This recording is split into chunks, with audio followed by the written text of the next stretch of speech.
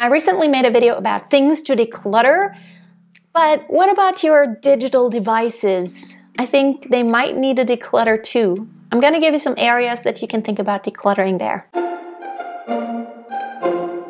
Hi and welcome to today's video. Just in case you don't know me yet, my name is Freya and I'm an aspiring minimalist trying to simplify my life, living a healthy and sustainable lifestyle. I actually recently made a video about all the apps that are on my phone, and I also made some videos about digital minimalism, how I organize my desktop, but I want to just give you some ideas about areas that you can declutter.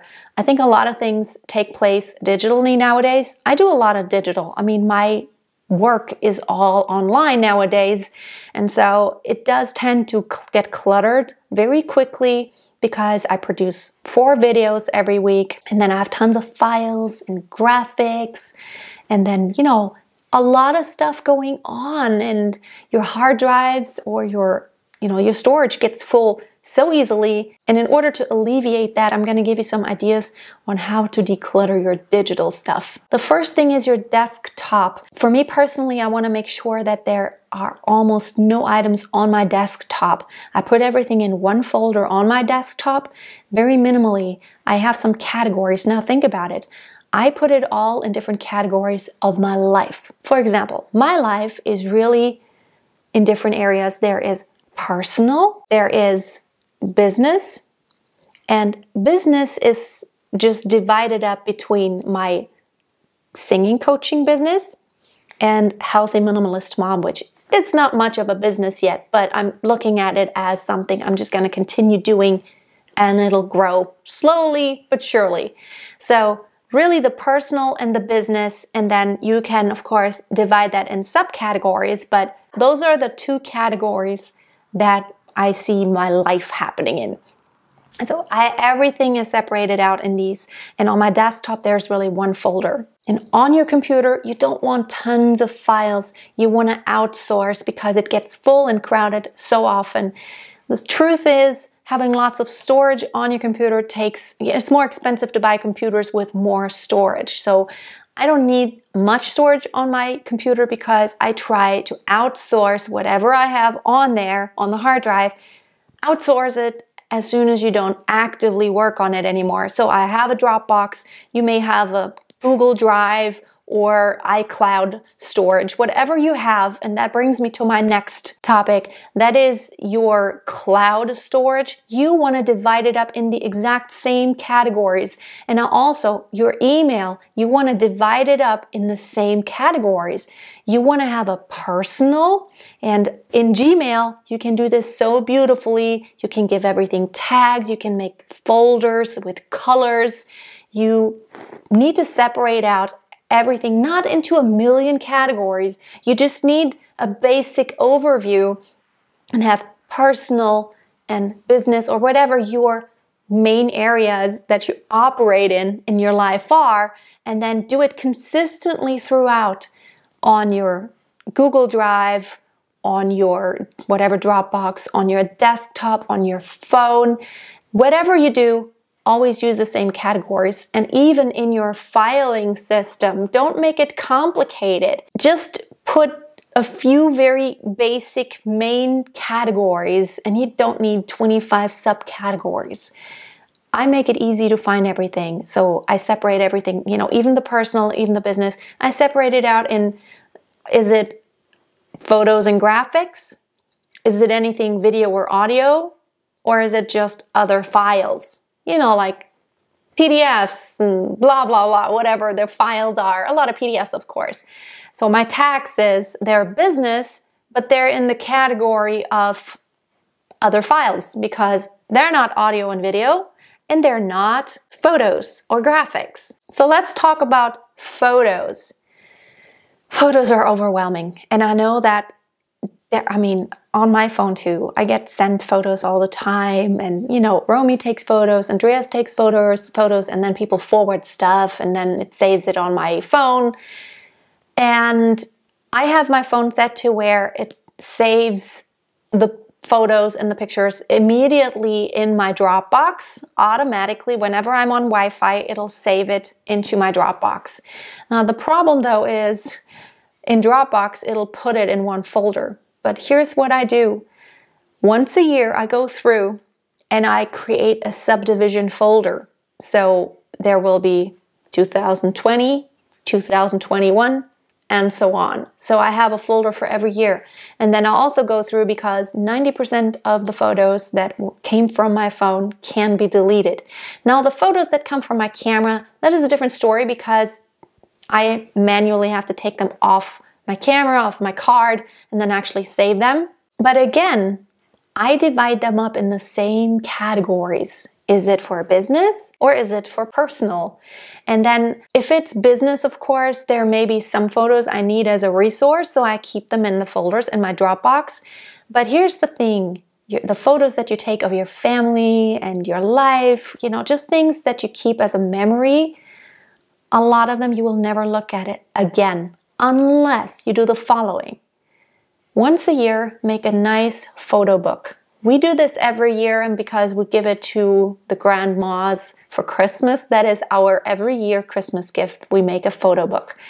You can either make your own scrapbook and print them out and make a nice scrapbook, put them in an album, or you can order an actual photo book. Those are really nice. I love them so much. And honestly, that's something I will look at. And Romy loves taking out the photo books and looking at them. And she's like, oh, look, that's when I was 3. This is when I was 4 and I went to kindergarten for the first time. This is my first day of school. She loves looking through that. So make a photo book and then delete the rest of them, because really you will never look at them. And just think about it. In 10 years' time, how many photos will you collect if you just keep everything? And now let's talk about your inbox. I did talk about it, but you wanna, if you can, you wanna get Gmail. And you can get Gmail and integrate any other email account. You can fetch emails from any server that you want to. You can also send emails out of Gmail, but you can make it like it comes from your other server. So Gmail is awesome. The free version is totally sufficient for most everything you need. I love creating those subfolders, giving them labels, and then visually having everything consistent with how it looks on my desktop, how it looks, on my Dropbox folder in my cloud. Unfortunately, Dropbox doesn't allow the colors yet. That would be really nice, but make colors, make very simple categories and very few simple subcategories, and try to put things in them. Delete emails as soon as you don't need them anymore. Try to get to 0 inbox as much as you can, and that is so much easier if you have a place to put them, because when you just leave them in your inbox, it'll add up very quickly. Try to delete them or print something out if you really need it physically, if you need to look at it again, or tell it to show it to you again later. This has saved me a lot of trouble, because if I have an email that needs some kind of a follow-up or an action, and I can't quite delete it now, but there's really nothing I'm gonna have to do with it right now, but I have to wait, I'll just postpone. I'll tell Google Mail, okay, postpone until next week, 8 o'clock or something, like Monday morning, 8 o'clock, then show it to me, and then I'll check if someone took that action they needed to take. It's also a reminder. Highly recommend. If you don't have Gmail and if you are not really using all of its features, just learn how to use Gmail with all these capacities. It's gonna just be a life changer. Your cloud is so important. So whether you have the iCloud or Google Drive or Dropbox, it doesn't matter. It's just valuable because everything is accessible from anywhere. And when we travel, and we plan to travel more, then it is so amazing to have everything accessible. I love that because it's also cross-device. I can send a photo to my Dropbox and then just, have it there from anywhere in the world, not from my own devices only, but from anyone's device. And I can share it with people very easily. Really, you need a very nice and organized cloud. And if you have that, you'll always know where all of your stuff is. And especially when you work online like I do, it does add up very quickly and you need organization. Otherwise, you'll not know where to find anything. The next thing is your tax documents. Do you know that I save a lot of money just by being organized when it comes to my taxes, here's a very simple thing I do. I have one of these pockets for the current year, and of course it says 2019. I need to change that. It's empty, but I'm about to use it for something new because I just finished my taxes for the last year. One for the current year and one for last year. So, I mean, there's always one for last year if I haven't done taxes yet, but I always create one of these. It's just one of those document, whatever you call them. You can get them on Amazon. And if I have that for the current year, anything that comes in that needs to be filed with my taxes, any receipts or anything paper, I put it in here. If I print something out, I put it in here, but I have also a tax folder in my Dropbox. I save most receipts there that come online because I have to pay a lot of stuff, you know, online tools that I use for website hosting and all that kind of stuff, and tools that you use. So they all come digitally, but I save them in my Dropbox, and I have, like, you know, 2021, I have a folder in there, and then whenever someone, you know, they send me an email with the invoice because I just paid it, I will actually save it in my folder. But save all your documents and make sure, you know, if you are claiming mileage or anything, write it down, keep it in one place. The more receipts and stuff you keep, the more you can claim on your taxes, the more you can deduct. And that's how you save a lot of money on taxes. When you just don't keep your stuff in order, you can't prove that you bought something that, you know, was a business expense. Or even if it's personal. Here in Germany, childcare, you can deduct that from your taxes. So, I mean, if there's any childcare, you have to ask, wherever you're paying, you have to ask them to give you a receipt for, you know, whatever you paid out.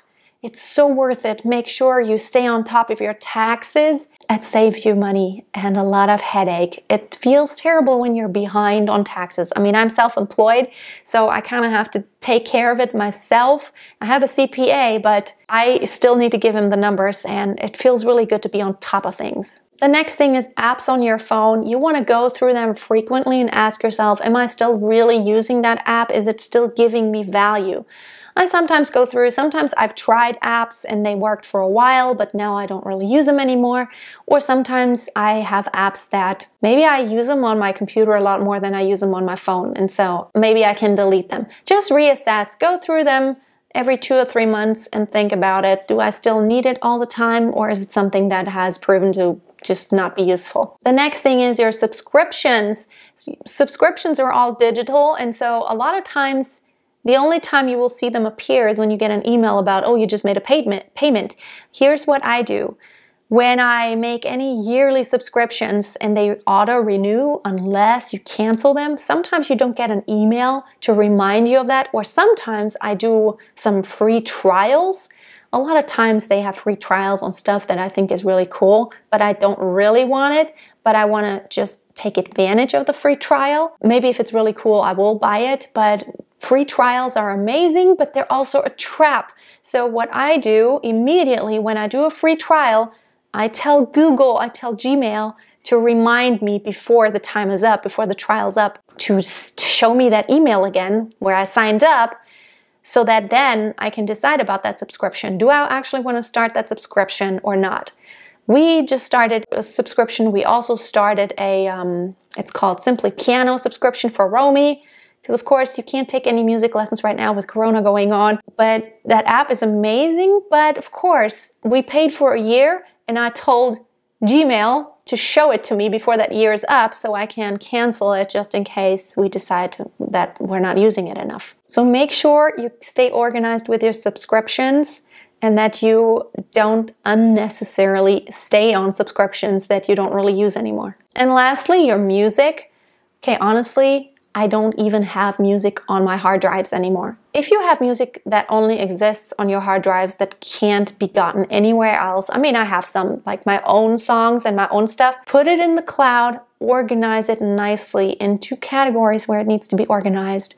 But other than that, really, try to reduce files. If it's music that you possibly can get somewhere else, I have a Spotify subscription, or if you have Amazon, music, you have unlimited access to pretty much all music on the planet that exists on, you know, like that was ever published. Maybe that isn't 50 years old, but even then, most music that has ever been published like officially is on Spotify or Amazon or iTunes, whatever you have. And yeah, just music, it doesn't need to sit on your hard drive or your phone. I realize that, you know, the cool thing about, I don't know about the other services, I have Spotify, I've had it for years. The cool thing about Spotify is that you can actually download entire playlists onto your device. So if you are taking a plane flight where you don't have Wi-Fi, or you're on a cruise ship or anything like that, where, you know, you want to access your music, but you don't have Wi-Fi, you can download movies, as a matter of fact. You can download from Netflix, a lot of stuff you can download and keep on your device, but then you want to delete it afterwards because once you have Wi-Fi again, you don't want it to take up space.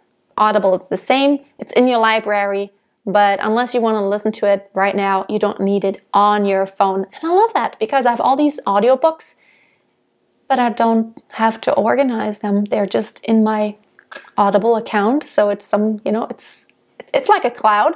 I have access to it, but I don't have to host it. I don't have to save it anywhere.